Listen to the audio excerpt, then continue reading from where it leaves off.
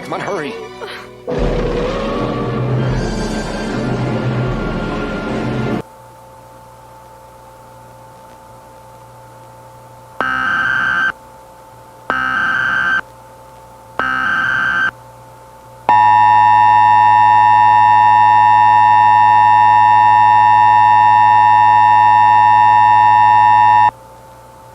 This is the Kankakee County Emergency Management Agency with the Illinois State Police. A hazardous material has spilled in Kankakee. This hazardous material can make air molecules hazardous. We are requesting residents of Kankakee County to evacuate now.